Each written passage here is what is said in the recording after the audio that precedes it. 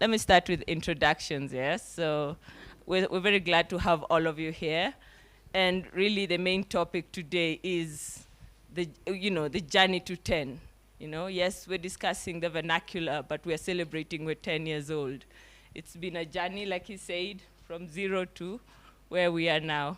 Not yet hero, but hopefully on the way, yeah? So let me begin by introducing the main gentleman. Is my style right?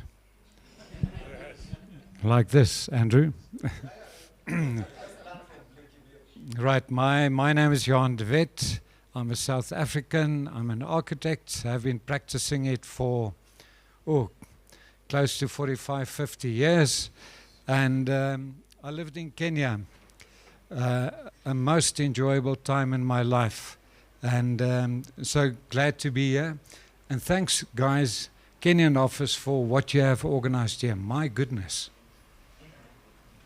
Yeah. Let's proceed. So good afternoon, everyone. My name is Mushai Konyiha. I'm a Kenyan businessman, I guess is what you describe me as. I run a manufacturing company and also a property development business in Nairobi. Thanks. Hello, everyone. My name is Tatu Gatere. I refer to myself as a delinquent architect. I don't practice anymore. I went off, decided to dream up a future, and that's what I'm doing. I'm creating a future that creates a path for women in construction. I have an organization that does that. Thank you for having me. And it's great to see the office looking so swanky. I started with Boogertman a long time ago when it wasn't looking this sharp. Good afternoon, I'm Graham Reed. I'm from Talisi, a mixed-use development near Limuru. I'm also South African, so this is quite a sort of international panel, which I think is appropriate for the theme of developing vernacular. I've been in Kenya about 11 years. I met Johan de Wet in Art Cafe at Westgate 11 years ago. I've known him and his much better half, as I call her, who's sitting in the back there since then. Hi, my name is Maruza Chikwana. I'm a Zimbabwean. I head up the developments team at Africa Logistics Properties. And I think I've known the Boogertman family for now 9 years, with 2 different developers. And it's a pleasure to be part of your panel. Hello, my name's Richard Howe. I'm Maruza's boss. And despite how I look, I'm actually only 32. No, seriously, I've been a lapsed accountant and a property developer for 30 years, but I've only been in Kenya for 5 years, and our interaction with Boogertman has probably saved us on several occasions, and it's a ongoing journey for us. So I'm very grateful to be here to help you celebrate. Hi, my name is Andrew Kusewa Kilonzi. Chief Kazi ya Mkono at Boogertman and Partners, Kenya. A question was asked earlier by someone, how did you find the panelists to talk in this? I say, I don't know. So I think the action has been done by my team, but yeah, I'm a director at Boogertman and Partners.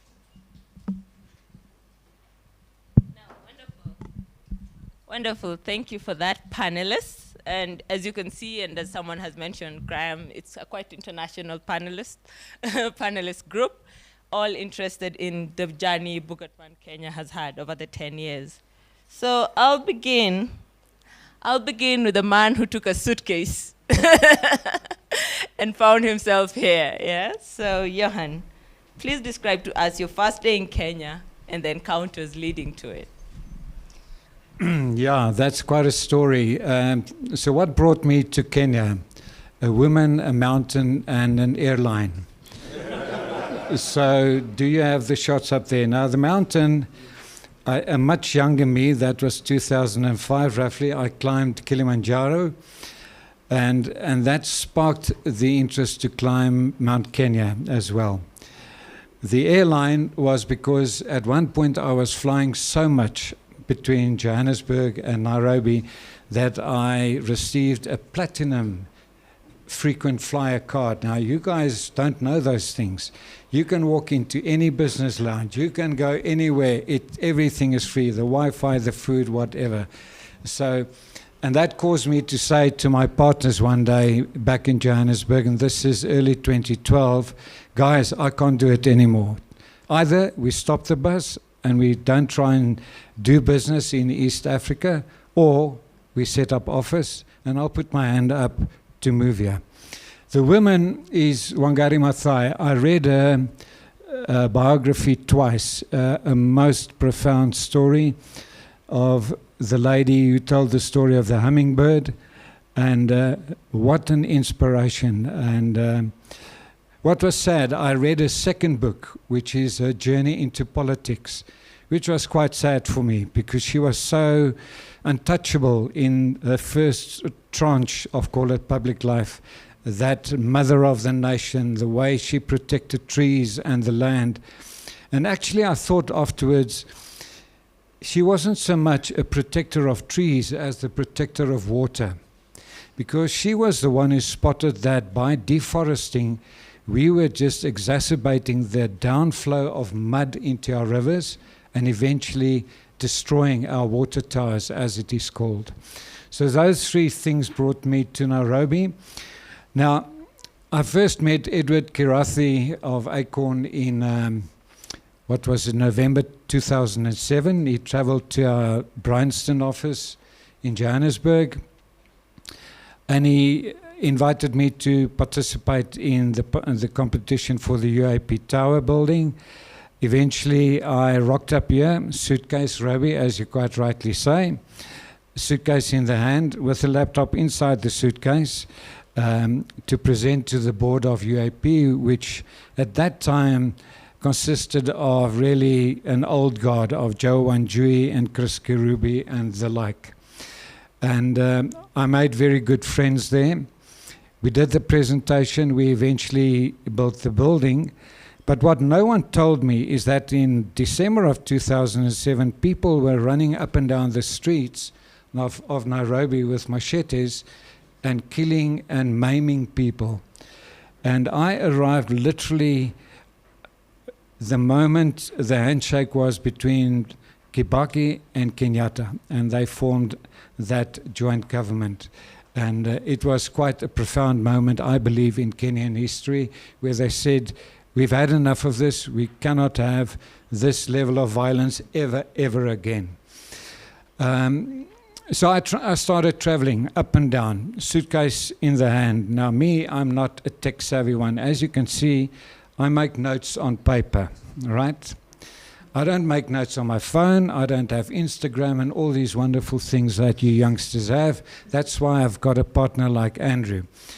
And so in this process, I had to learn how to use a laptop. Richard, you're not allowed to laugh like that.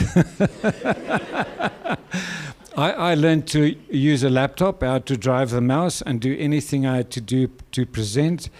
And we developed quite a nice community of clients, as well as friends, dear friends, many of them. And as I said, in 2012, I think it was February, March, I said to my wife, I think we need to move here and put up our hand for an office here. So I said it to my partners. They said, go for it. I said, one condition, I need to get Madame onto an aeroplane, let us see where we're going to live, and she has to say yay or nay, or how is it nowadays, a like or an unlike, or whatever that thing is.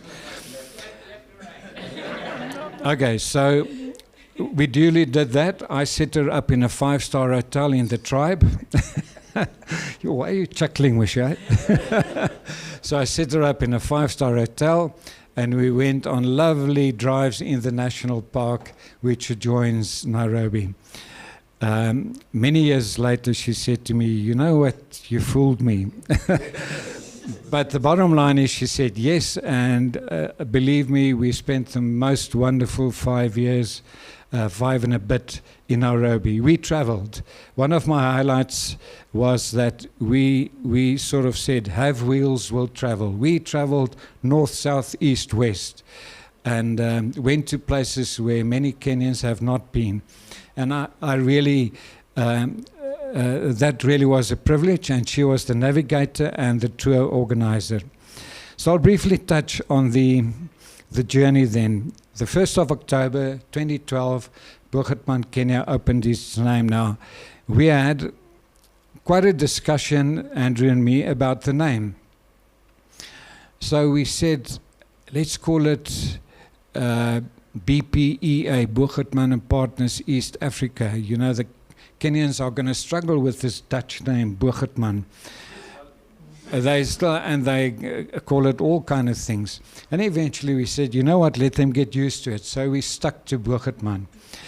And so today we are celebrating our 10th birthday in Kenya, a marvelous journey. But equally in South Africa, I think it's a bit later, the Boogertman family is celebrating 40 years.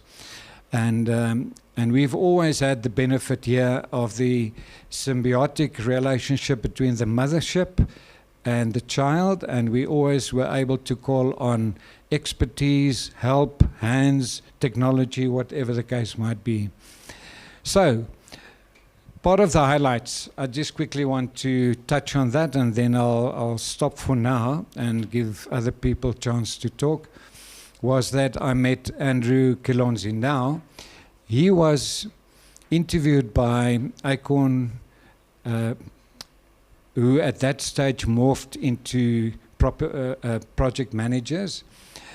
And but Edward told me yesterday, and I told me this before, he doesn't think this guy is going to fit into project management. So he told Andrew to contact me, and we met at the Fairview. Andrew, not wherever you said yesterday. He arrived with the motorbike helmet, plonked it on the table, and that was the start of a relationship. And our first discussion was about motorbikes, quite a long one, because I, at that stage, also had a motorbike, don't have it anymore. So that was quite a highlight in my life. And then from there, the way we grew the office, man, it was just amazing to appoint every additional staff member, and they were all Kenyans, and to take them into our fold. This young lady here was one of the first, not quite the first, Tatu. And so that was quite special, growing the office organically. Then eventually at some point we had our own office space. Our first office, by the way, was a desk in Edward Karathe's Acorn offices, in a corner office, so close to each other, our knees touched and our laptops touched. That was the Boogertman office, Kenya, at that stage. Another highlight for me was I decided for myself I needed to write the Borax exam to show my serious intent to become part of this community. So what I did is I enrolled for the Borax exam. Those of you who don't know, you should all know that. That's the Board of Registration of Architects and QSs. I enrolled, I duly wrote the exams. I was the only Mzungu. I was the grandfather of all of them in a whole group of about 120, and I'm so proud of that.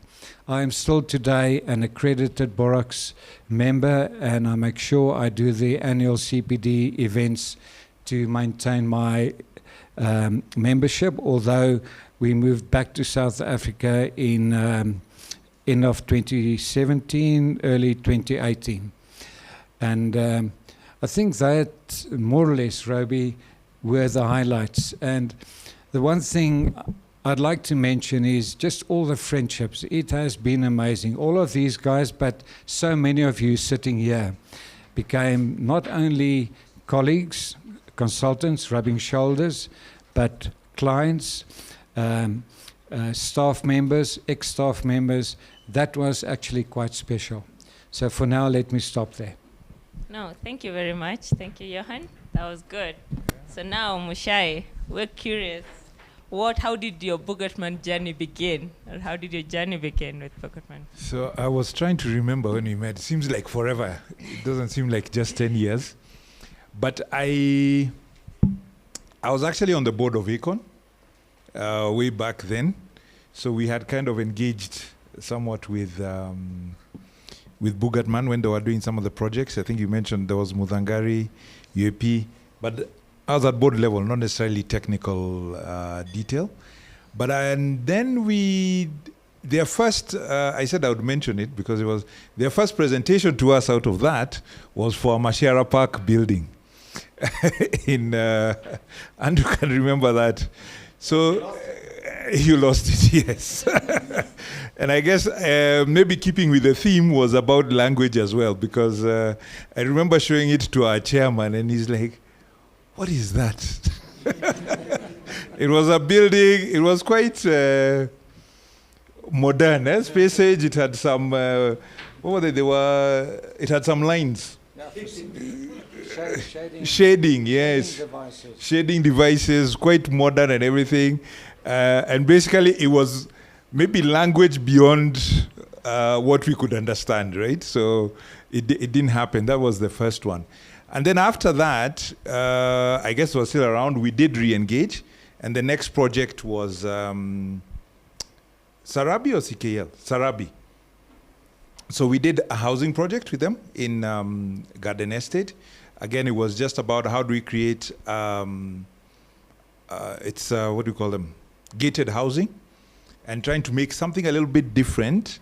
And that speaks, is it more local language, but you want to be a bit modern, but not too modern, and fit into the environment, and also at a nice price point, so that you're not too expensive. And I think that ended pretty well and successful as far as design was done. I think they're the ones down there on the left. And then the other one was interesting because it was kind of a rescue project. In the end, we had she did with Andrew, a factory in Tatu City, which we had started working on, but we were having problems with our architect. So I asked Andrew, do you do industrial design? And they say, yeah, we do that. And again, because I did, I forgot to mention, I'm kind of a wannabe architect. I wanted to be an architect, but didn't get there. One of our things was to make a building that made a statement. And I think, in a sense, it did. You can see it right there, the Tatu Tower. It's the tallest building in Tatu, right? The tallest building in Tatu City, we like to say. And yeah, it came out pretty, it's a warehouse, it's a factory at the end of the day. But I think my idea was that it should still, even if it's a factory or just a place of work, it should still have something artistic about it, because you can just put together the mabati and everything, but people work there, people live there. We are making a mark in the environment. You want to, leave something of beauty that says something, and that is useful. So that was a good one, I think. And it's actually important to note it's a vertical warehouse.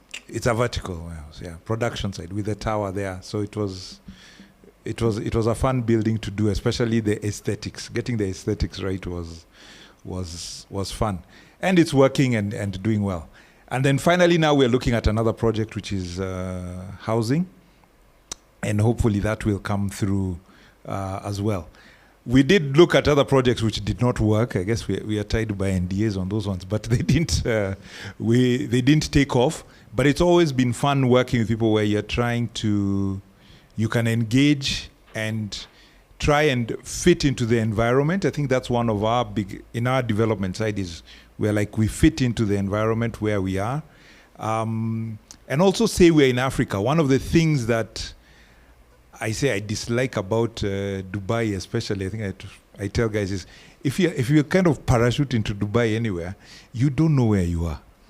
You know, you could be in New York, London, in Mars.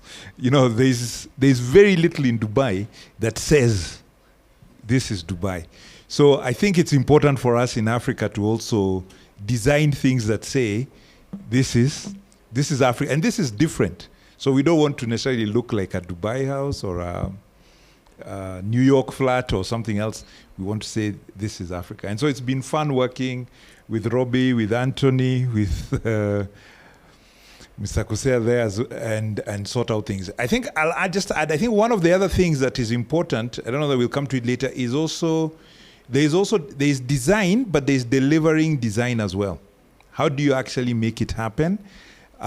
Because we also know it's very easy to draw, you know, fantastical things, but how do you engineer them? How do we make them happen cost effectively, and also manage the building process? Because one of the big tasks of an architect is, as the main project manager the lead consultant rather in a project, is how do you deliver the project? Because it's all nice and dandy to draw nice things, but you've got to be there, do the meetings, do the minutes, negotiate with the contractors, make sure that the project actually ends up there, and convince people. I think part of our stories also is, you know, we tell them, I think we want this thing to curve like this. They're like, it's not possible. Then you have to have the conversation and say, no, let's think, why isn't it possible? Let's have a conversation, and how can we make it happen? And that's been fun working with you guys as well on that. Thanks. Super. No, thank you so much. Thank you for that. Tatu, you have an interesting encounter. Yeah, with Boogertman. Yes, you do. Tell us your journey. Tell us your encounters, your first opinions. Days, Tatu. Wow. Is that okay? Okay. Okay. Check. So I first encountered Boogertman, and I still say Boogertman, not Boogertman, in South Africa. I was living in Johannesburg. I was working for a very eclectic and, I don't know, just like the opposite of Johan, if you can imagine how Johan is so structured. A very different sort of architect, Peter Rich, for those who know architects. I had worked with Peter for a while, and he was a very different architect. It was more like a whirlwind. You know, projects come and go. You don't know where you are. And after almost a year, a few months, I told Peter, like, I need structure. I was a young architect, and I did not know how to follow a project through because I was working with an artist. And so he said, okay, let me have a think who I can introduce you to and see which jobs are available. So at that point, I wanted to stay in Joburg.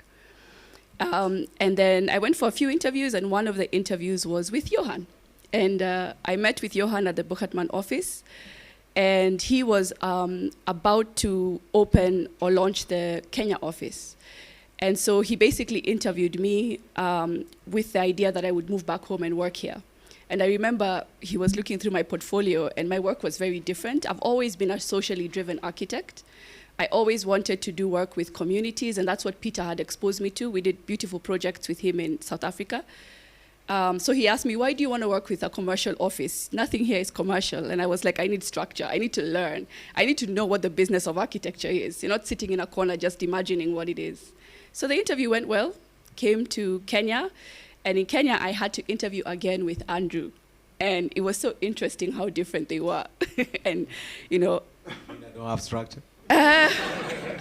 No, you have structure, but I wouldn't even go into it. So he was like this cool young architect, you know, cool, very focused though, you know the dudes who are like, yeah, we're opening this office. So I interviewed with Andrew, and I was like, man, I don't know if I'm cool enough to work with this guy. Like, I don't know if I have what it takes. But it went well. And so then I had this idea of the office I was going to get into. So they tell me to report the first day, and I walk into the office, and like Johan says, it's a desk. And not only is it a desk, it's a desk at the back of Acorn. Like, it was just this weird setup. And I thought, oh my God, what have I done? I've come home, I've relocated. I had 10 years in the States, 1 year in Johannesburg, and then I was on a desk. And I was like, oh gosh. So, but Andrew was like, don't worry, we are moving, in that very cool way. So I was like, I trust you, Andrew. You look like you know what's happening. And so I remember when I'd walk into the Acorn office, in fact, Mbogwa, who has become a good friend, is over there. they were all these people are sitting and they're all dressed very professionally. I had lived in America 10 years, so life in America is very laid back. So I walk in, I even think I had my afro out, just looking very artsy. Everybody in the office was just like watching me walk in, watching me walk out. It was just very interesting. But a couple of weeks later, we moved into the first office, and that's the picture over there. And to me, that was an exciting moment because it was clear that I was part of creating something. I was part of a beginning of a story, and I loved that.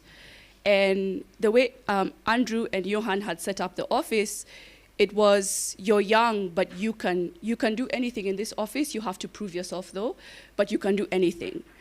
And I think what was most impactful for me is not even, because it looked very cool compared to the desk, but I think what was really cool for me was the access I had to the directors.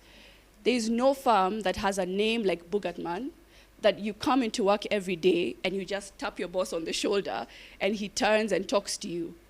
And I think what I loved about working under Andrew and Johan, which has impacted how I've set up my organization now, is I would sit in meetings with Johan.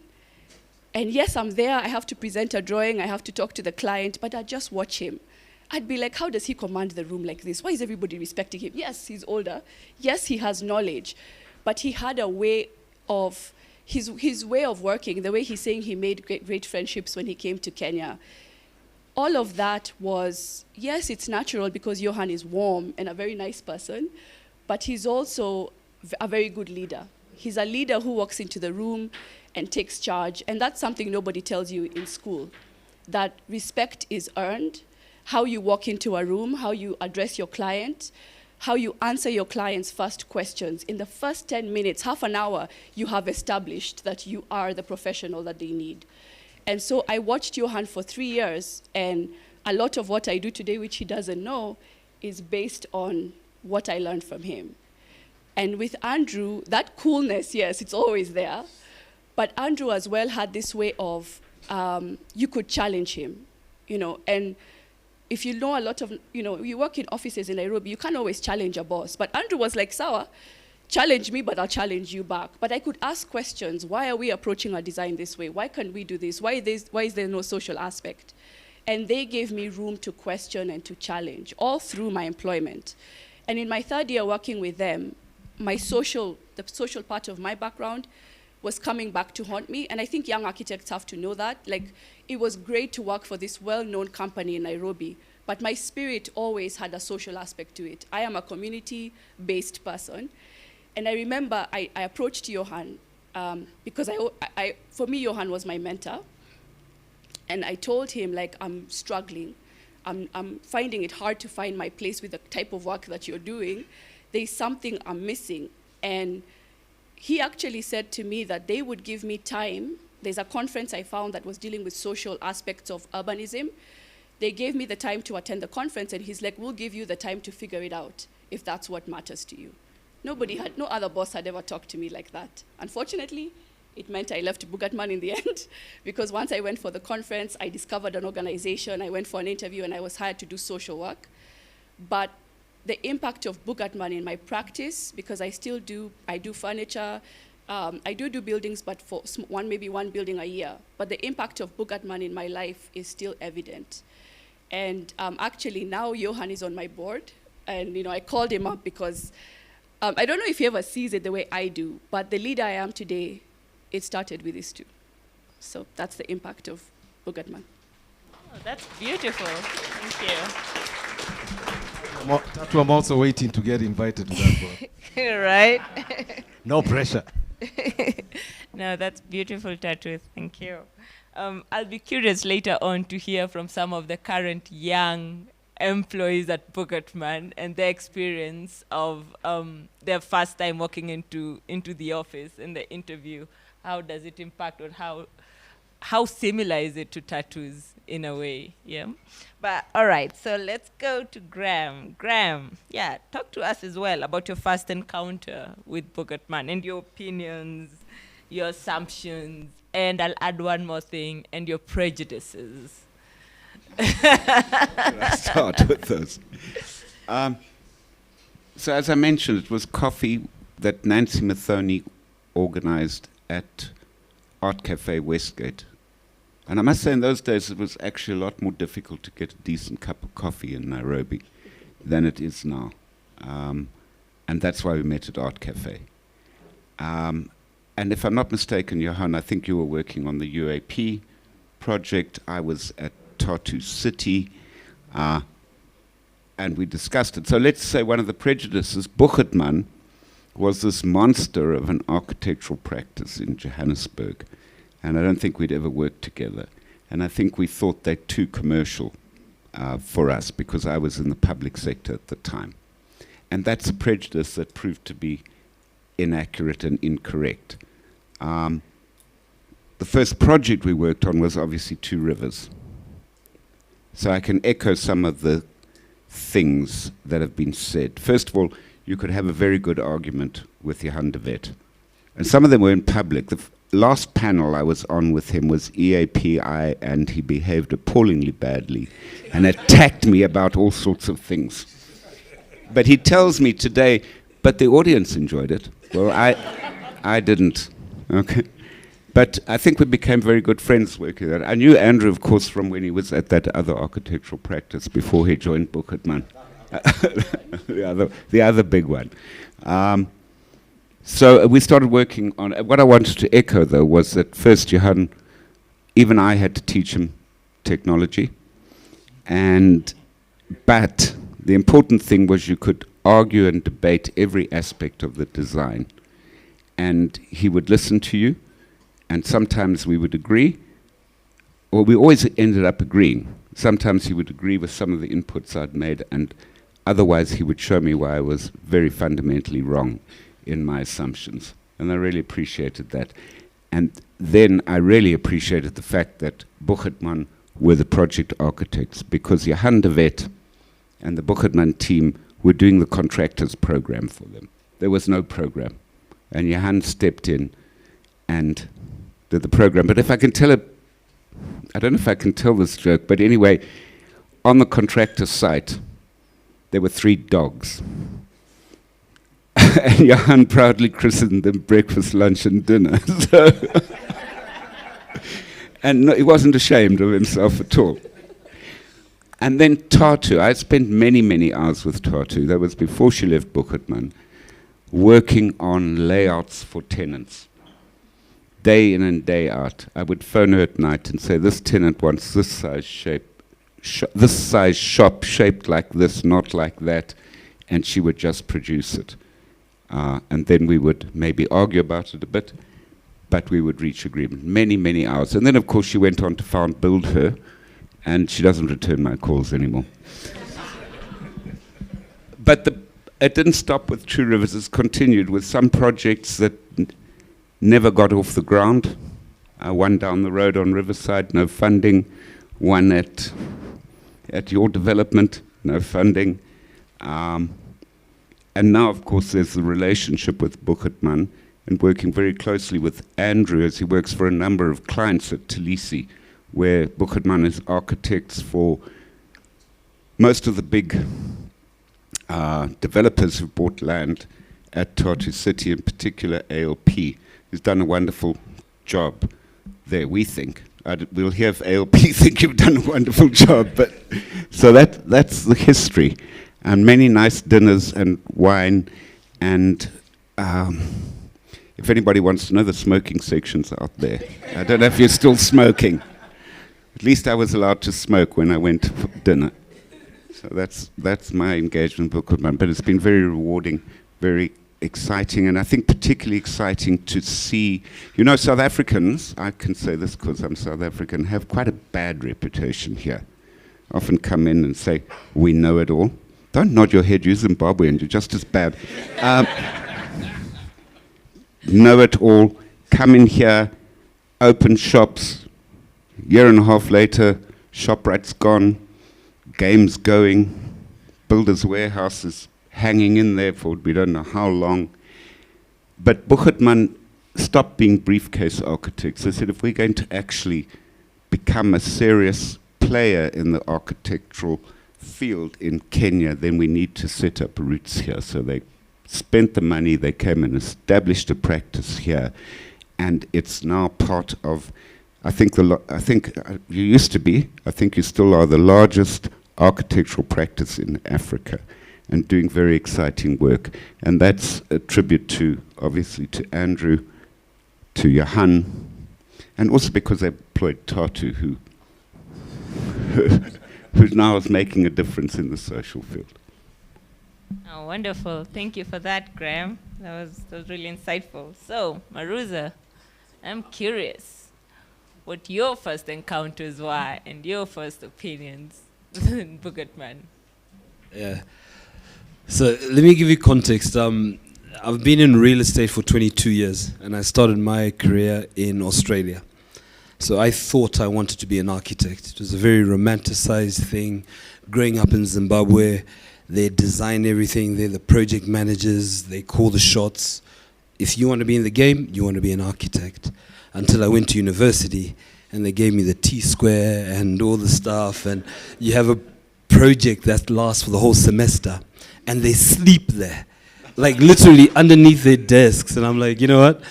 This is not for me. And then I moved to construction management. But then, so I spent 14 years there, moved back to the continent, back to Zim. Zim.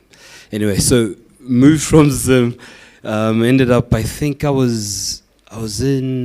came to Kenya for a little bit, went back to Zim, and then I got tapped on the shoulder by a South African developer called Abland. And they're like, hey guys, Maruza, you seem to be what we need. Can you go to East Africa?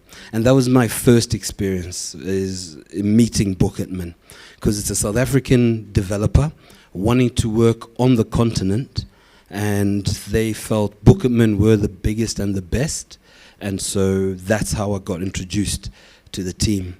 Unfortunately, we spent, 2 years doing feasibilities and pushing paper. We never built anything, basically, for 2 years or 2.5. That's why I was nodding my head, because I understand that South African mentality that was pervasive within the industry from the bigger, more established players. Then I got tapped on the shoulder by our founder. His name is Toby Salmon. He set up ALP. And he's like, listen, Maruza, you need to leave those South Africans, come do some work. Like, we actually build stuff, yeah? And I said, no, but eventually he convinced me. And then I was introduced to Boogertman yet again. And the beautiful thing is, one of the reasons I got the job was because of, I call him Mze. Like, I think my founder was doing some research. He's like, okay, what do you think about this young cat? And he gave me such a glowing recommendation that I got the job immediately. And I've been with them since. So I've had an experience with Boogertman from two perspectives. One from a South African developer, one from a multinational firm who I'm currently with now, called Africa Logistics Properties. And it's been an absolutely amazing experience. I've learned a lot. And I've actually seen Mze in his technological journey. Those who know him and his red pen, give Johan a piece of paper, a red pen, and he will do what he does. And he even does it upside down. I was so impressed. I was sitting on this side of the table, and this guy is designing something for me upside down. So it's been an absolutely amazing experience getting to know you and Andrew, watching your team from where you started. So I said, 9 years I've known you guys, and that's the time I've been married. Like, I've been married 9 years, and I've known you guys 9 years. Married to Boogertman. You both keep me up at night. But it's...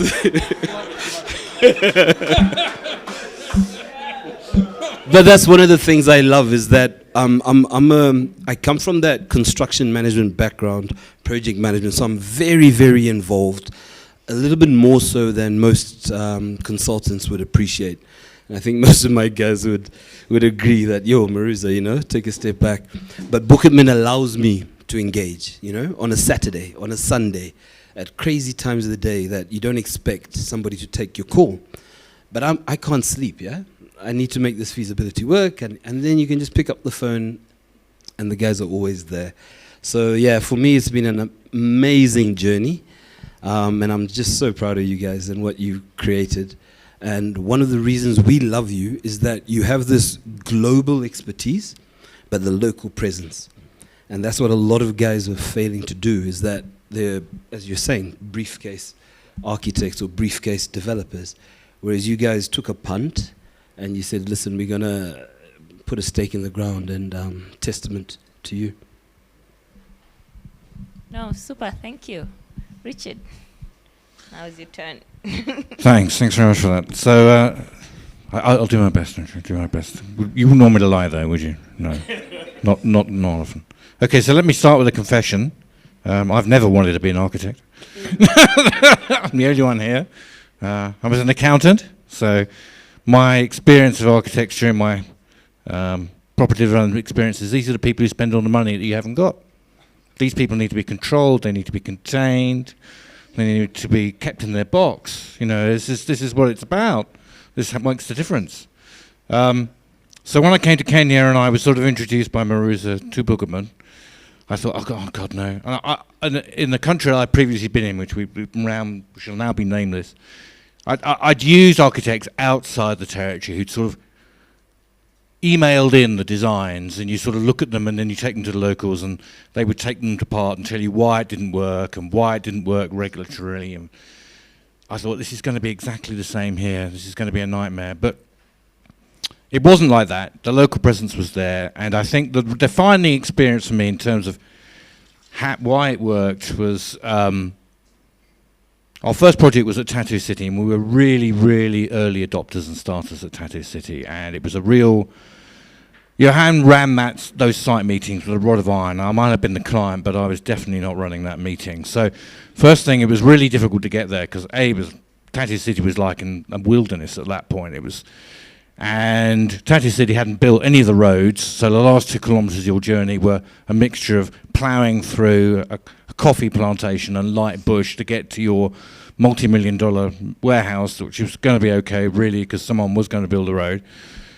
And people turned up like over a duration of about an hour, and then you would start the meeting. So Johan changed our lives by saying, right, okay, there's going to be a fine if you're not here on time. And we all thought, yeah, he's joking. And then, but he wasn't joking, and Maruza kept the money, didn't you, Maruza?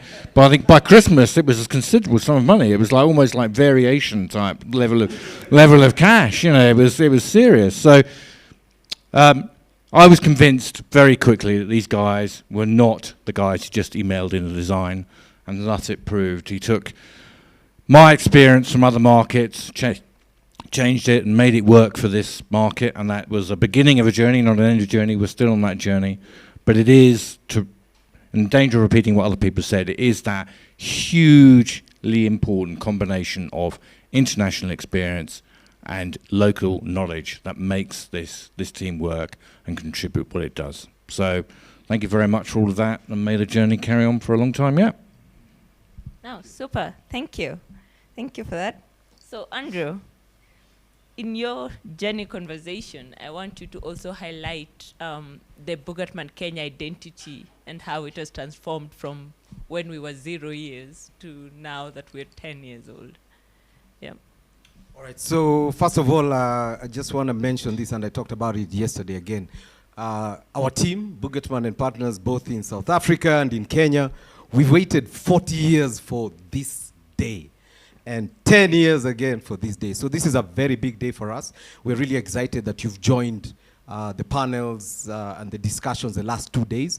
But now we'll tell you about the journey. So 2007, and there's a common factor, you know, the suitcase. So in 2007, when Johan was in South Africa with a suitcase, I was leaving the US to come to Kenya, look for a job, just like Tattoo.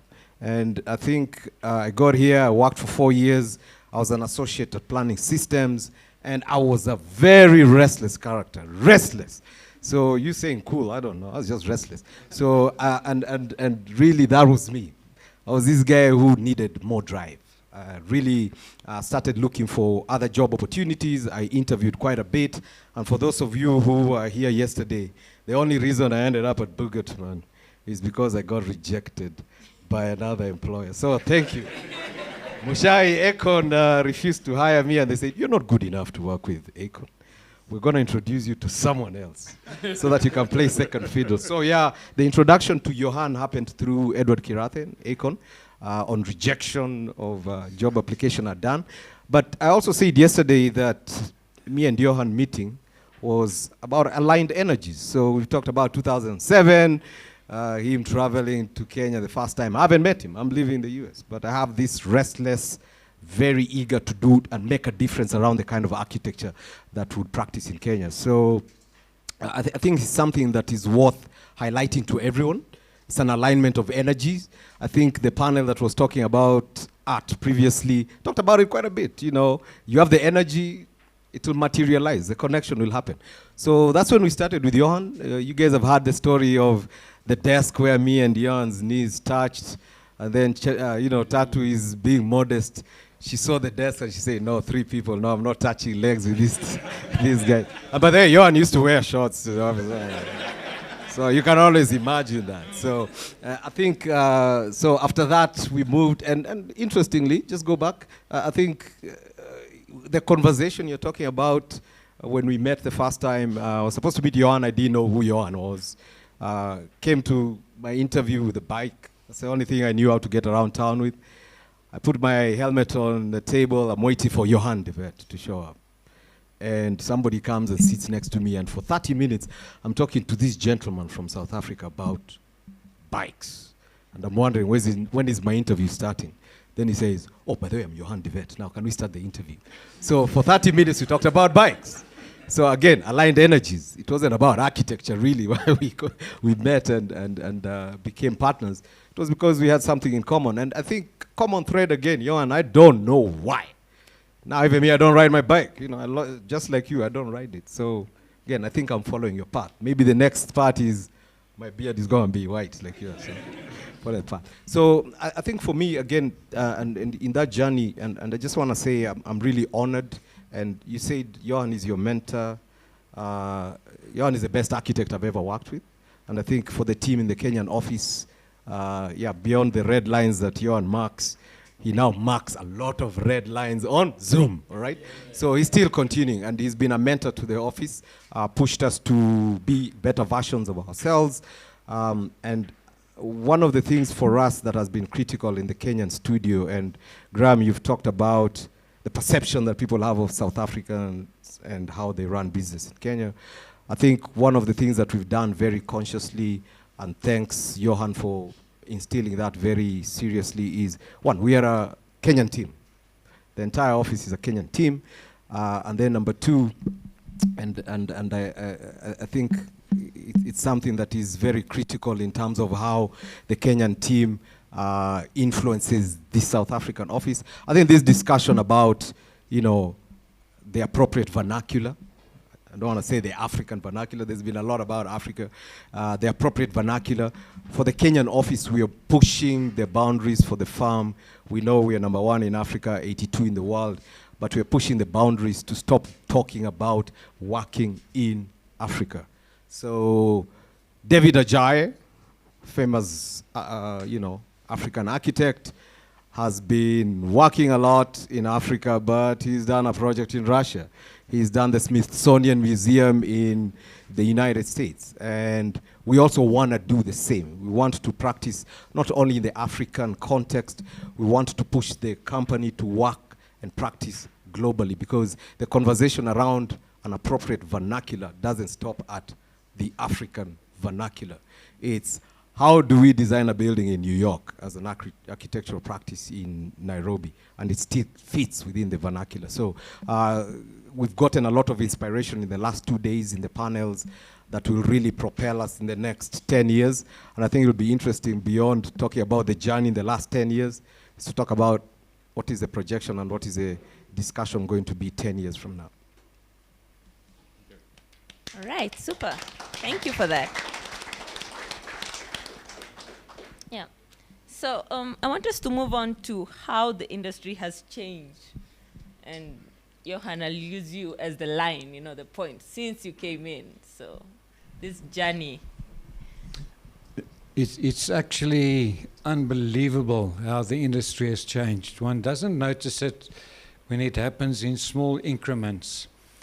But for instance, less and less do you see sites with a forest of gum poles supporting a concrete slab to be cast. You see it actually really only where they do Joakali buildings. It's normally nowadays steel support work, proper construction methodologies, and we are seeing not only that, there's a greater awareness amongst contractors about the wellness of their staff. And we are pushing that envelope as well. It's part of the ESG discussion. It's not only about sustainability, and Maruza is a serious champion about sustainability. It's about the environment, the social, and the governance. And I always say to a contractor, show me your toilet. I would like to bring my wife to use that toilet. It has to be like that for your workers.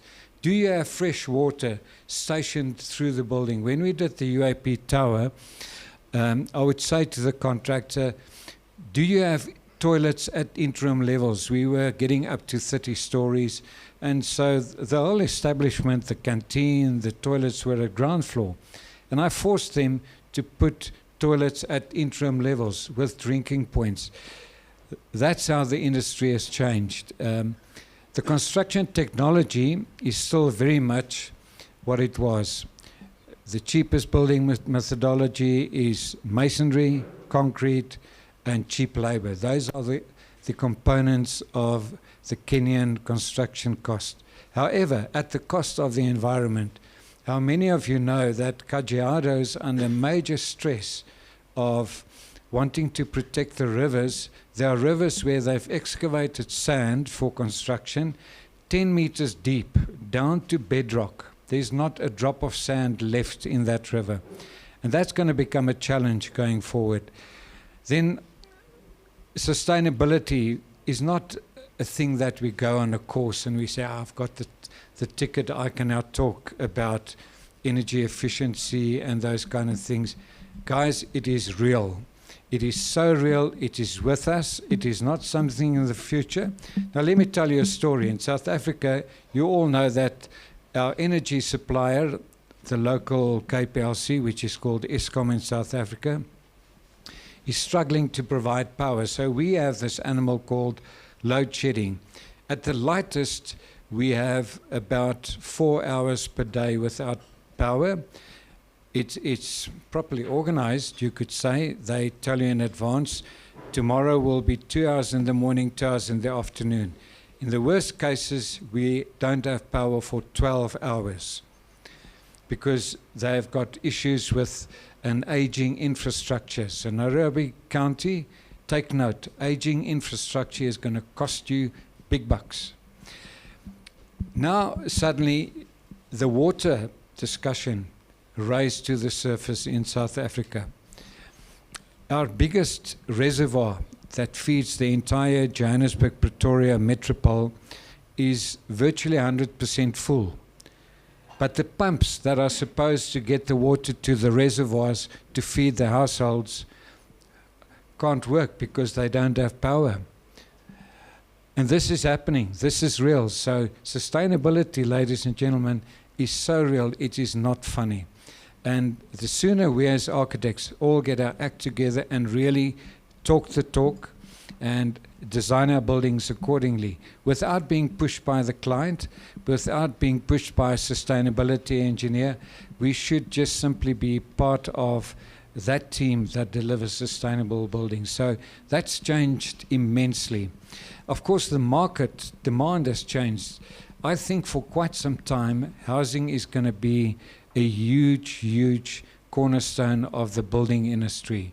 All manner of housing, whether it is now from houses, half-acre houses, whether it's affordable housing, whether it is estates, whether it is apartments, whether it is low income, affordable, middle income.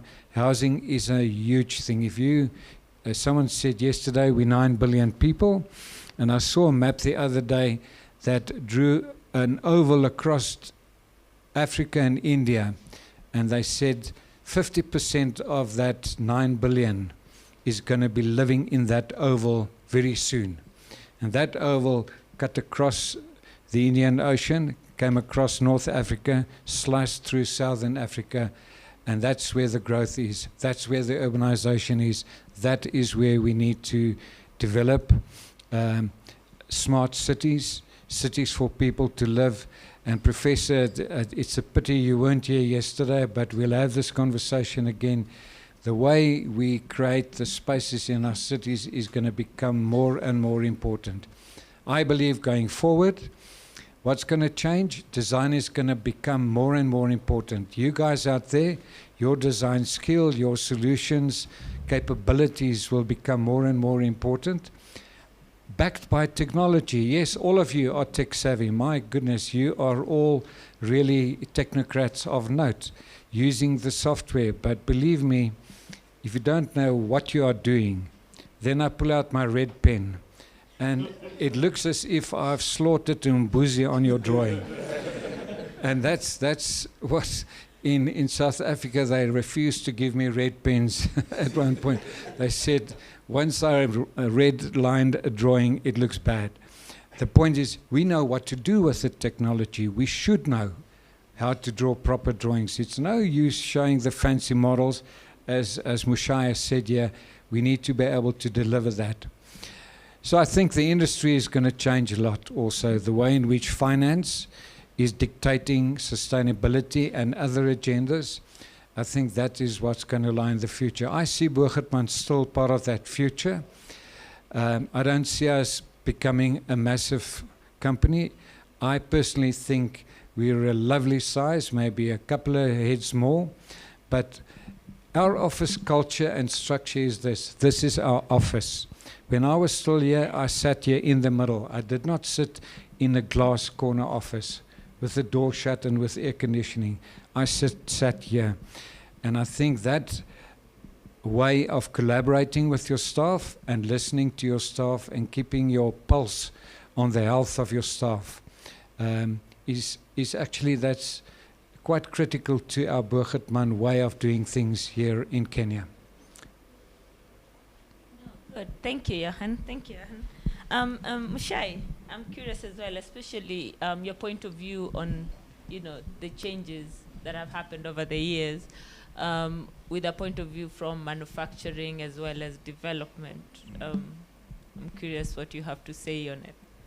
Yeah, I think, although like you said, Johan, we are still on basic technology for building, there is room now for more new. We can see EPS is, for instance, gaining some ground here.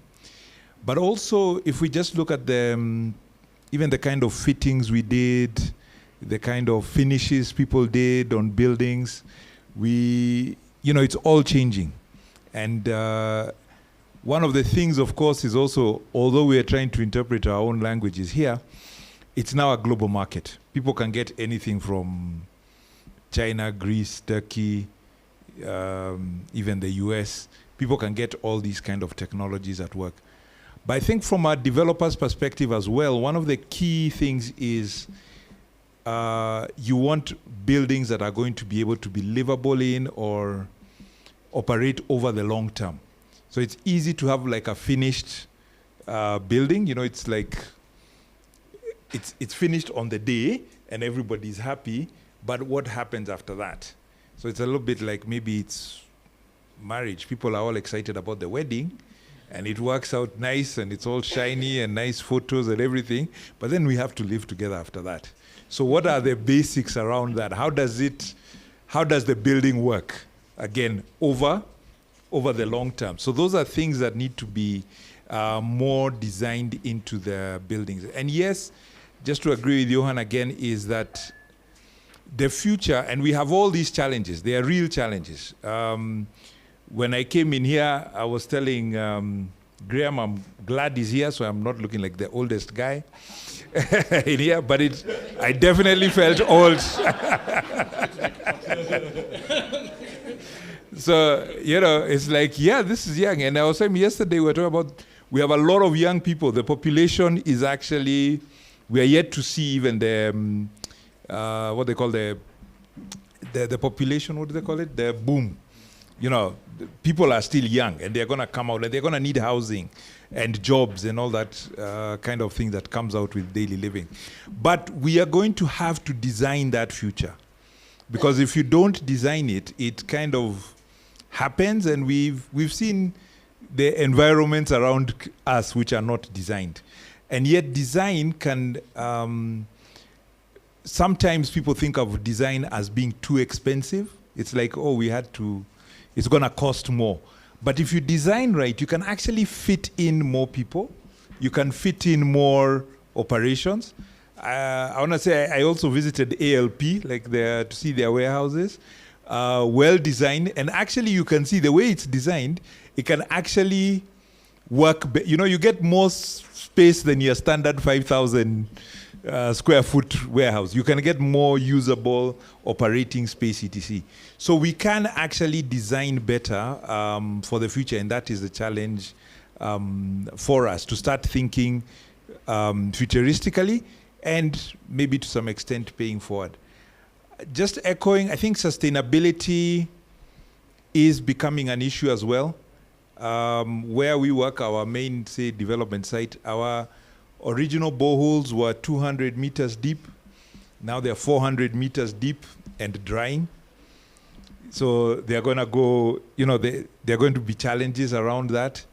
So, and of course, they still rain again. The problem with rain is we are getting maybe, is it less or just more intense? So you get 1 month's rain in 2 hours, or, you know, or no rain, 1 month's rain in 12 months. So all these extremes need to be thought about and put into the design. I think there was this design thing about, do you design for once in 50-year floods or once in 100-year? Now we're going to be doing once in 5-year. You know, this thing is just changing significantly. And so we need to take care of all those kind of things. Yeah, so I think there is challenge for the future, and that is then the opportunity for everybody who's in design to start thinking up those things and thinking up solutions that work for us that maybe nobody else has drawn before. We have that opportunity. Thanks. Okay, super. Thank you. Yeah. So, Tatu as well, and especially in your opinion, from Build Her, you know, your social aspect, what would you say about how the industry has changed this last 10 years? I think when I came home after living in the States and South Africa, very few people were thinking and talking about sustainability. People were not really considering that what we design now has to fit into whatever the city is going to become. And I still think we're a long way from really thinking about our city holistically. But I feel that every time I look into architecture discussions, there's a bit more discussion about sustainability. One thing I was thinking about when everybody's talking about Johan's red lines, because I hated those red lines. I was always like, I think I'm done with the drawing. Then Johan sits at my desk and I'm back to square one. He told me one thing that I still think about today, and it was like when he was redlining your drawings, he would say, what is this line for? A line on a drawing has to mean something. So what is this? What part of a material is it? What, you know, and I'd be like, well, it's the bottom of the tile, you know, and he's like, no, the tile shouldn't be this thick. You had to think of the construction of the design. So part of what led me to construction was I was really insecure that I didn't understand the questions Johan was asking me. Like, I didn't know how this material goes together. I didn't understand how this waterproof is supposed to fold around this thing. And I wanted to break it down. But when I look at the social aspect of architecture, I think we are a long way from doing this, but it would be cool if architects could say, what does this building mean for the context that I'm putting it in? And I think when I hear discussions about sustainability, I'm really happy we're talking about, you know, where does this material come from? What is the journey of the material from source to site? Because that affects sustainability. But if you look at every aspect of a building, from the drawing to the tendering to the construction, workers are also a part of that process. And one thing I know for sure, that architects are going to have to care about construction workers in the end. It doesn't matter. For me, it was very fascinating that we do these cool drawings and you go to site and it doesn't look like, you're just like, what is this? This is not what I designed. It's because the supervisor, the construction worker, if they can't interpret your drawings, it's not getting built. I remember Graham was saying on Two Rivers how I was so impressed when Johan stepped in and was doing the construction work plan. You know, a fundi needs to know how to plan the work for the work to come out the way you want it to. And so when I moved from Boogertman, I went to work in KDI, and there's some architects. I saw Arthur there, who, it's an ecosystem, which is cool, how architects kind of like belong to the same ecosystem. KDI is an organization that does public space development. Johan was talking about the way we build our spaces in the cities. That's another line on a drawing. Who's supposed to access the space next to your building? Are kids supposed to access that space? How does that space serve kids? If there is a community that's living there, that's an informal community, what spaces would be best placed there to act as a buffer between your multi-million shilling project and their community? So at KDI, I was designing toilets and showers and markets for communities to use. So you go to New York and you go to Central Park and you're sitting there. Yeah, wonderful park. We don't have the luxury of having those parks in Nairobi because all the city planning was already decided in colonialism. And colonialism wasn't looking at what an African needs to feel at home and access to fresh air. It was about control.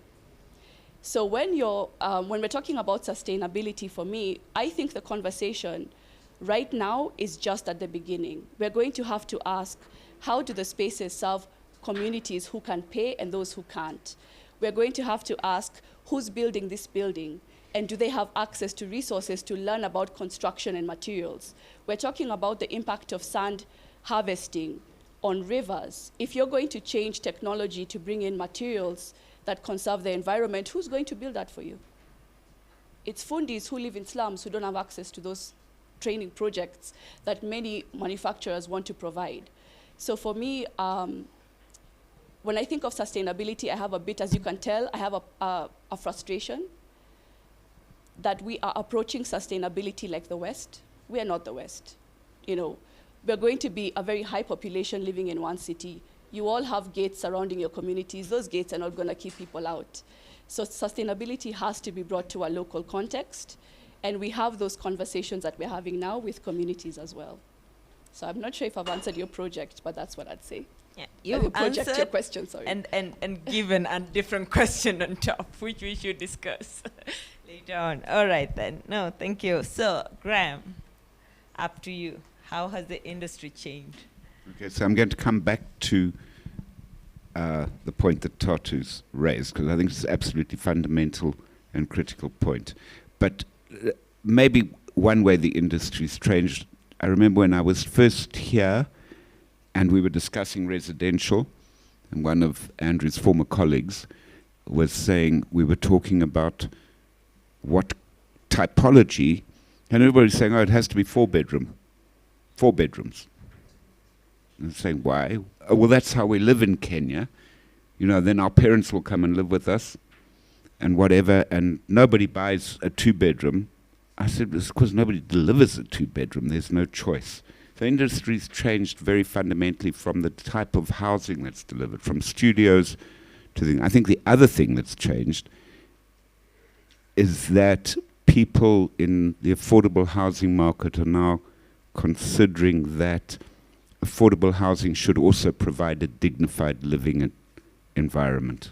Okay, and I think that's been a fundamental change. I mean, most people who can only afford a certain type of house still live in tenement-type buildings. They're still allowed, etc. But I think it's slowly starting to change as more and more developers start looking at affordable housing.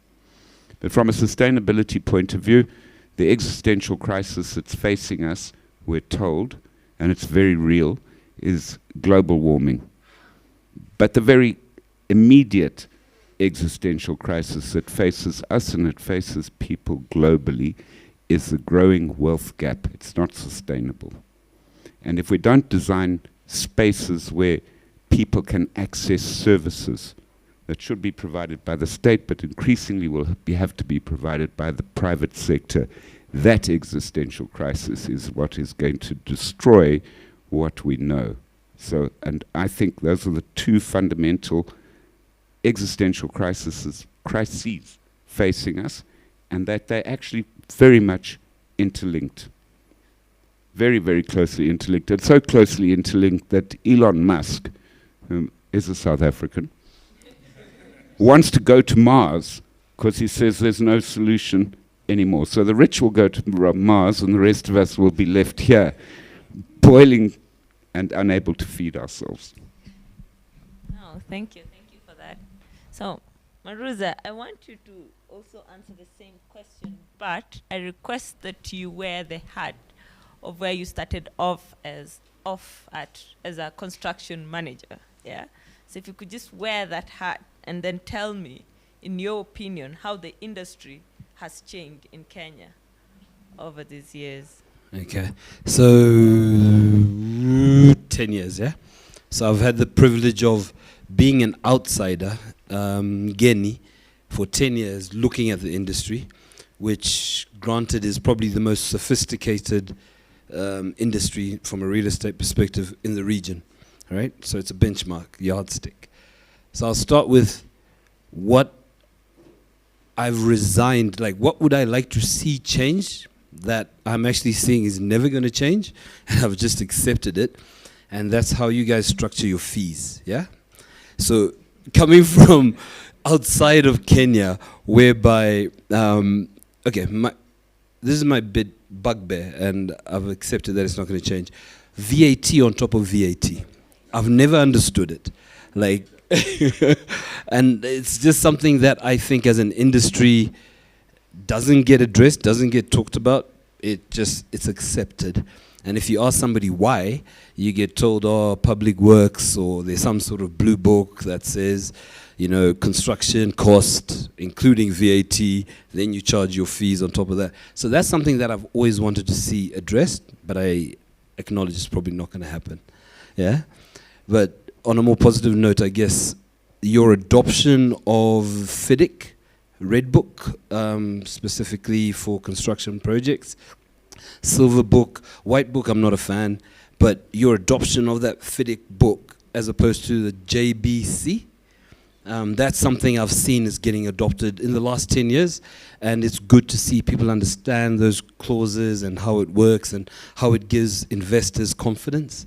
So that's something I've noticed change, and I think is really, really good. Another positive development I've seen is, and I'm still pushing it, is the adoption of like 3D modeling, so using Revit.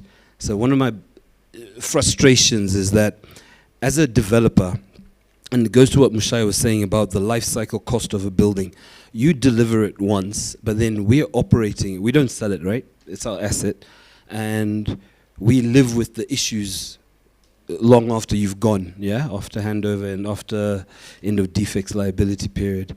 But we need that data. We really, really need that data in a model so that our asset managers and our facilities managers can understand why you did what you did, and are they using that building as you intended it. So, and I'm seeing it's good, it's happening. You're adopting that Revit model, 3D models, such that when you do handover documentation, you actually can get a full model of your asset. So that, I think, is a very positive thing that I'm noticing in the industry. From a sustainability perspective, I didn't understand why it was so hard. It sometimes felt like you had to push the industry. And I come from the mindset that we shouldn't be talking about sustainability and reducing global warming. It's already happening, and the effects of it are going to be so catastrophic. And you guys in this room, the majority of the people who design the buildings and say, that's my building, what's going to happen is that our kids and their kids are going to know the footprint, the carbon footprint of those buildings, and just how unsustainable some of them are. And your name will be associated with that building for life. Yeah? So you need to really think about it, because in this room, 40% of all those issues come from us. The guys who are financing it, the guys who are making the decisions on building it, designing it, zote. So we really, really need to take this thing seriously. And you need to question your clients who are not doing it to say, do you know the footprint of your building? Yeah? Because surprisingly, a lot of people think it's because it costs, and so they don't talk about it or they don't do it. But a lot of clients think that you're already doing it. You get what I mean? So there's that mismatch where I think as an industry you really need to take the initiative and say, you're the subject matter experts. And if some of us are lucky enough we know what we're talking about, but some of us don't. Yeah? So you need to push us, you need to, force us to make those decisions so that we make an impact on the environment. So yeah, on a whole, I think it's an amazing industry being in Kenya. I'm lucky enough to be able to see what's happening outside of Kenya, and that's why I can say with confidence that you guys are setting the bar. So you just need to keep pushing. No, super. Thank you for that. Maybe Robbie, sorry, let me just answer this question on fees, and I won't give a direct answer, but I'll say this, as a Blinky Bill here said earlier, mbona nakula mboga bila roiko? Nipe pesa, nataka kuomoka. Try and understand it. Try and understand it. That's my answer. I just heard about mchuzi mix and roiko mchuzi. No, yeah, okay. But guys, please, just I'm not questioning the way you do your fees. I'm just saying you could probably charge a higher fee, yeah, ex-VAT, and still make the same bottom line. Does that make sense? It just seems like as an outsider, you're charging VAT on top of VAT, that's all. No, thank you for that.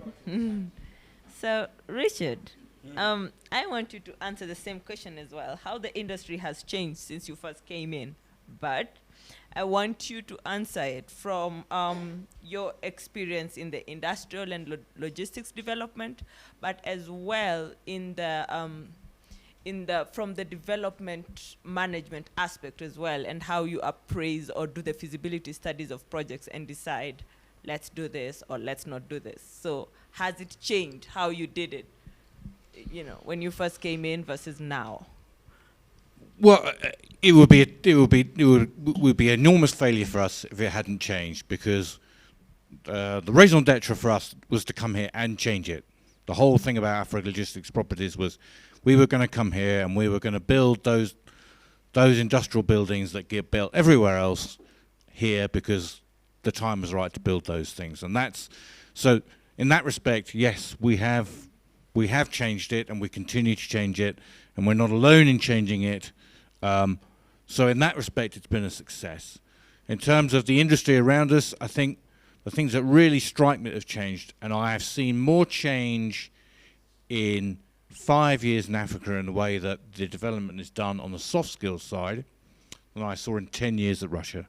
So in terms of when we started and we had those site meetings out in the bush 5 years ago, and we were rolling out those A0 plans, and we were doing the impressive upside down drawing stuff, to all the way through to the 3D modeling that we are doing now. Huge change. And just touching on sustainability, I think it is all to play for in Africa. If you're in the West's problem is that we've built our buildings and we're stuck with them, and they're enormously inefficient.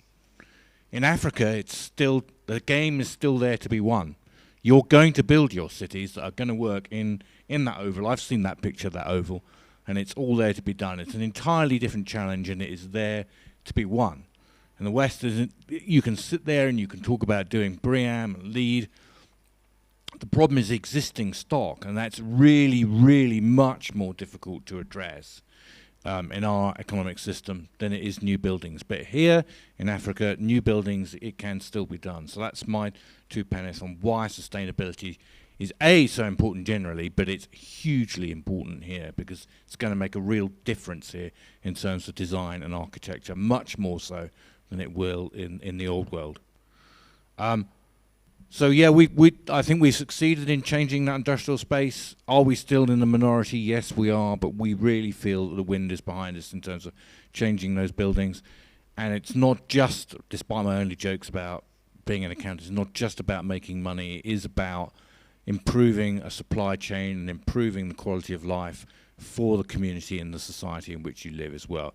Yes, we are here to make money, I don't deny it, But you do that by delivering real value for everyone. It's much easier to do that than trying to do it in an exploitative way. So for us, those things have changed a lot. Things that haven't changed and do frustrate us, I think, are the harder stuff. So, you know, we sit there and we want to use some, you know, we'd love to use a lower carbon concrete, we'd love to use lower carbon steel. It's really, really hard to do when you're at the end of a very long, extended global supply chain. And I don't have a solution to those, but together we're going to try and find some way to do it. And I think we have to do it all together because we'll never do it individually.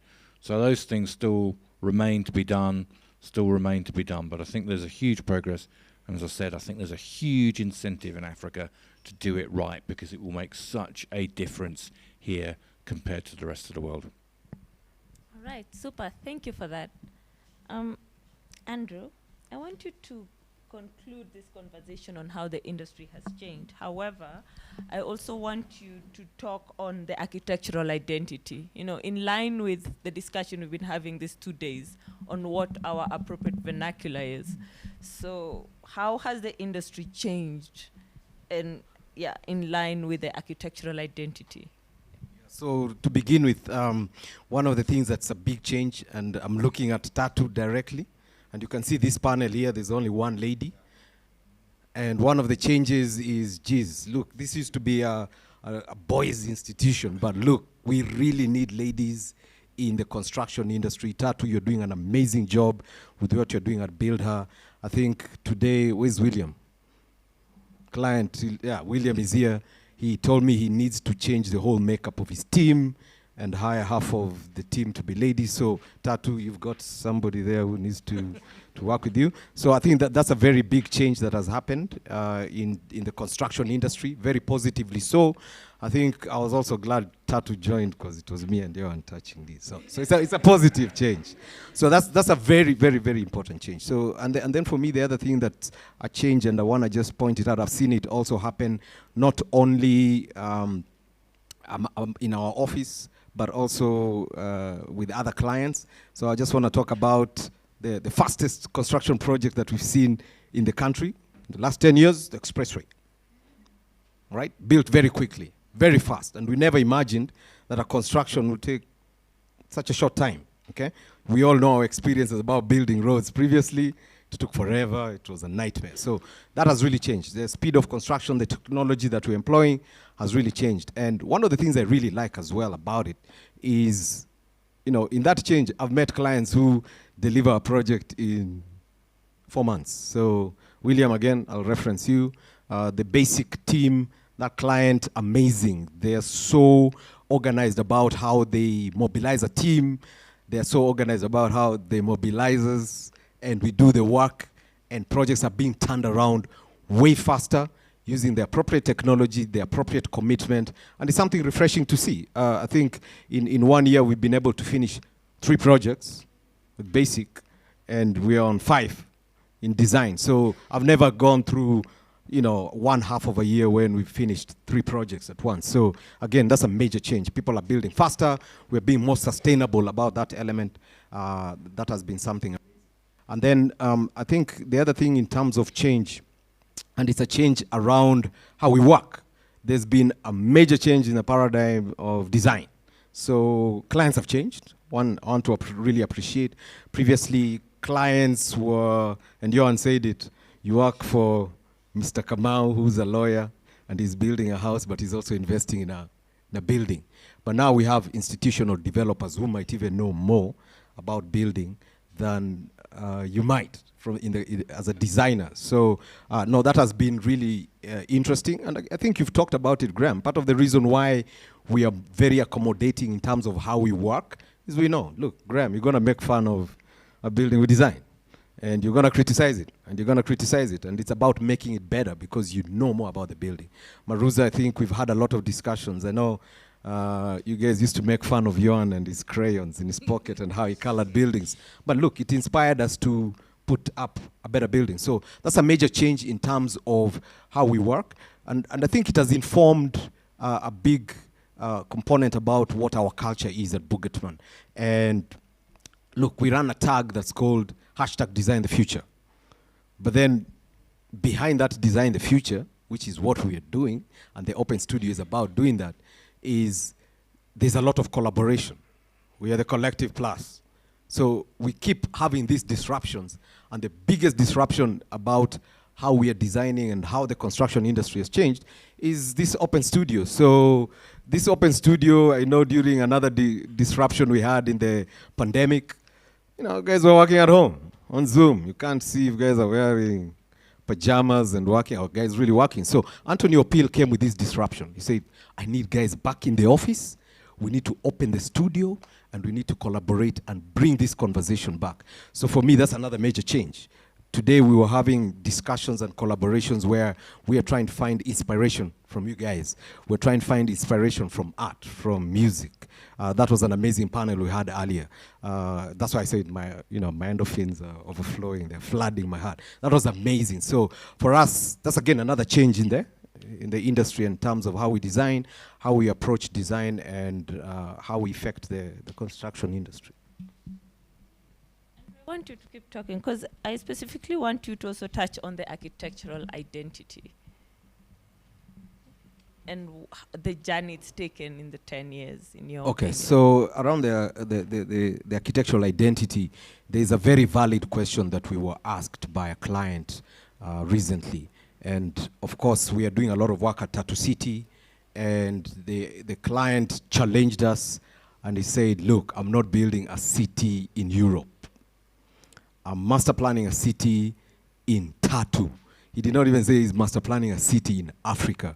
So we went through a process of creating an identity around architecture. And it was, what's an appropriate vernacular for Tattoo?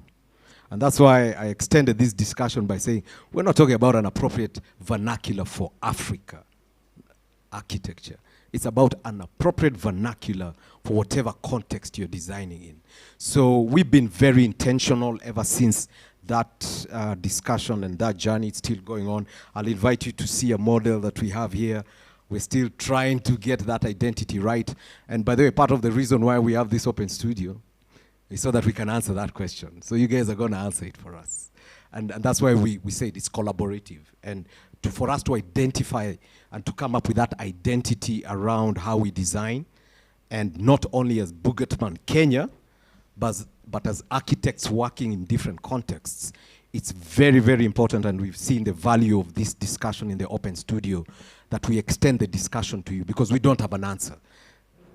Mwalimu, we don't have an answer. That's why you're here.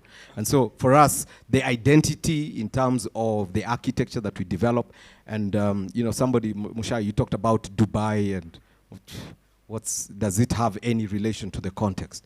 Guys doing glass towers does it have any relation to the context? So we are now very intentional about the architecture and the identity that we develop in every context we practice. And I think the other thing that is very important, and it was highlighted by the artists who are here today, is yes, you design, but how do you push that content out? How do you send that message? This is the identity on design that we're developing. And previously, this discussion, this panel, would have happened just here amongst us in a closed studio, and we keep questioning how are we going to develop an appropriate vernacular. But today, we're talking to a bigger audience. And for us to talk to a bigger audience, we had to partner with Semabox. Look, do we know how to broadcast that message? We don't. So we partnered with Semabox. They're brilliant at what they do. They understand that for you to develop that identity, you need to talk about it, you need to promote it, you need to push the content about what you're developing, and hopefully in the end, the identity that we're going to put up as Boogertman and as architects practicing in different contexts will be an identity that everyone can understand. It fits in the context. It was developed by Africans for Africa. No, wonderful. Thank you. Thank you for that. Yeah. So before any closing remarks, I thought we should get some comments and questions from our audience. I'll pick about 3 burning ones. I don't want to go to 4. So anyone who has something they wish to throw at the panel for us. Yeah. Oh, yeah? Okay, super. So I think we've already identified our 3. So we Adair, to be, what's your name? Sorry. Achayo and Mbogo. All right, super. Was there anyone else who had a burning one? We might allow a fourth one. Yeah? All right, super. What's your name? Mushai. Okay then. So let's start with Mr. Lecturer. Mwalimu. I think you'll be very surprised. This question will be extremely short. We've had, sorry, I said short, but then we've had lots of discussions with Johan on a number of things, so I like to provoke him. I think we are about going to 50 million in Kenya, 45, 50 million. And I suspect there might just be 2,000 practicing architects. Discuss. Oh. Exactly like Mwalimu would say. Can I respond to that? Yeah, sure. Do you have a mic?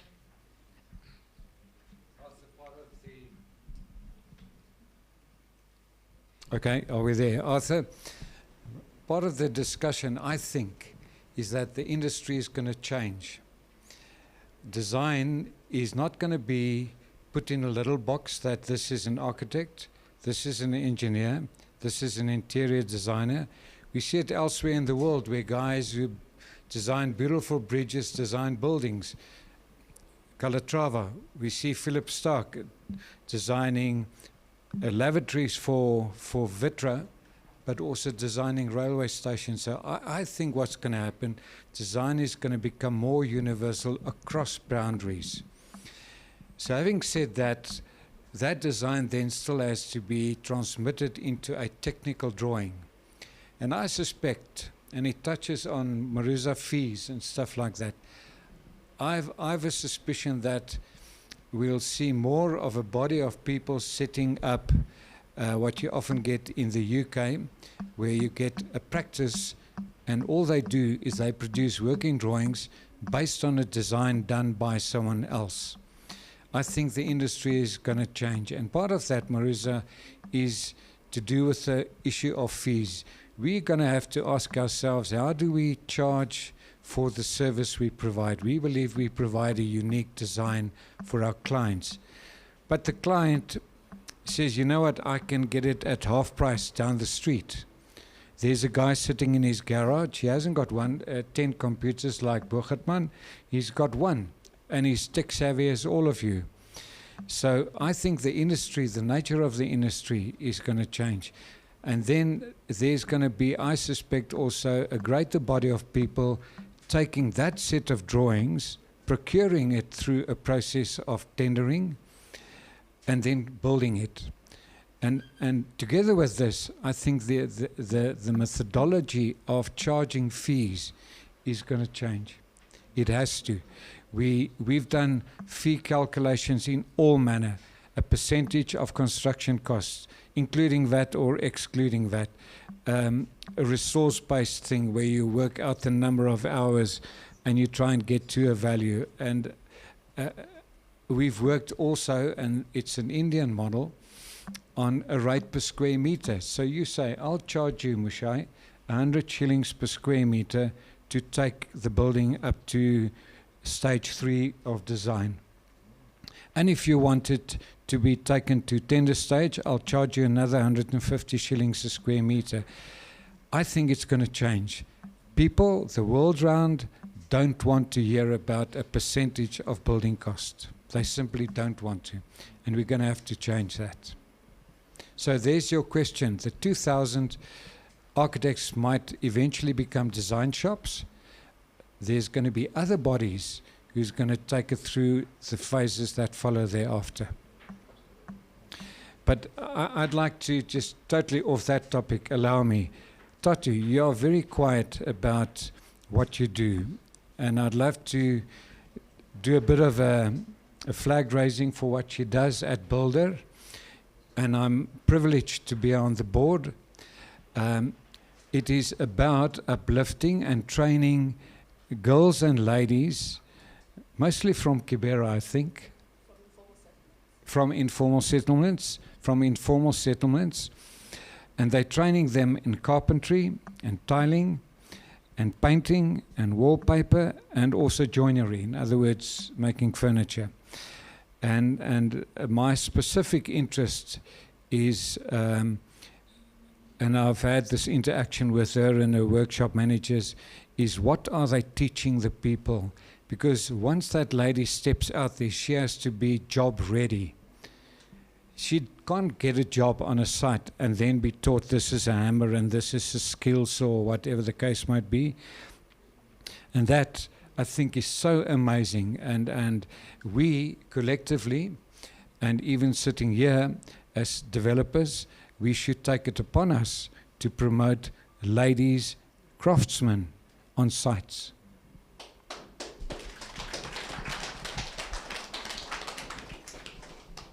Yeah, thank you for that, Johan. Yeah. To add something about the place of architecture.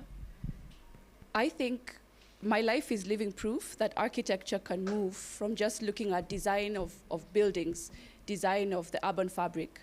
I left designing in a room like this and working with contractors to go join urban planners, landscape architects, and architects to design and build the spaces between buildings.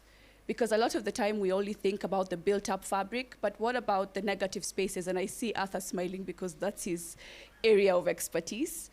But there's a place there for architects. You said what? And organization, yes. And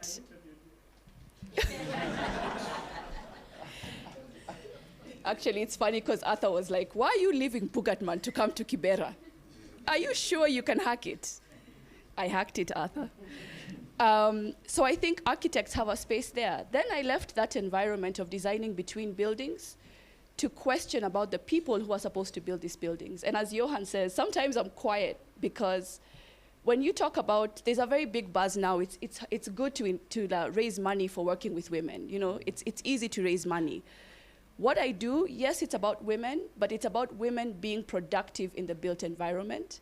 And so I like to also focus on that you have to think about artisans. My niche is women, but artisans in general, fundis in general, we have to consider them as a key part of the discussion. I hope next time you have some of Build Her ladies here, but also fundis who can talk about, you all can complain about construction costs.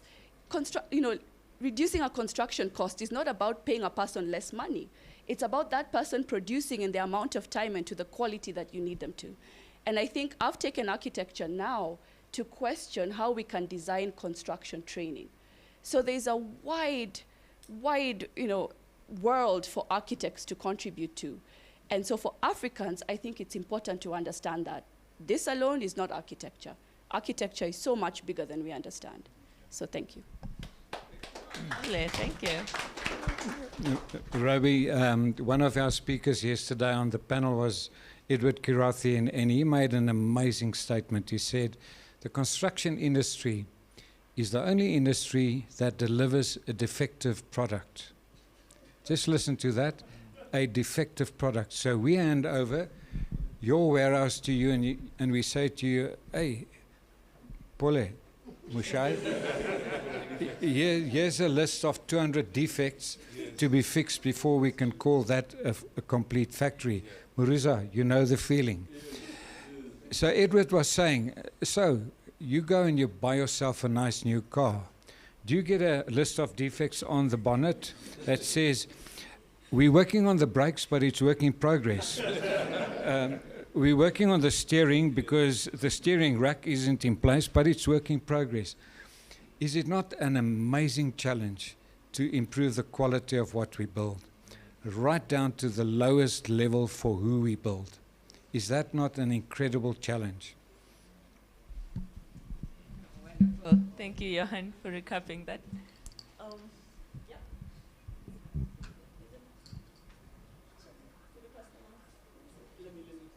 Mbuga wants it.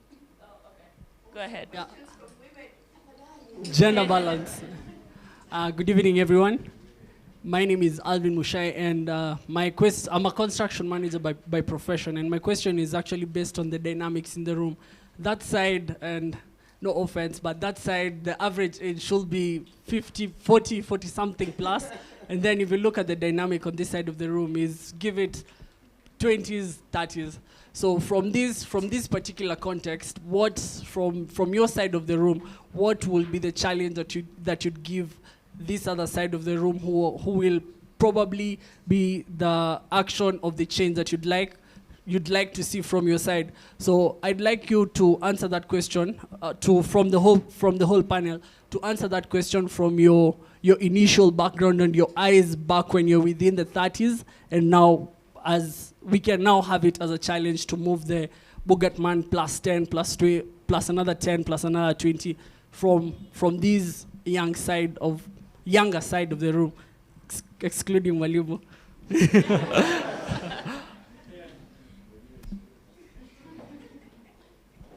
Can I give you a short answer? Do it right first time, right?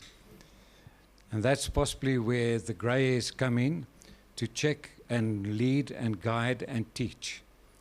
And you're absolutely right. The youth is there, and that is where the next swell you spoke about, the boom, will come from.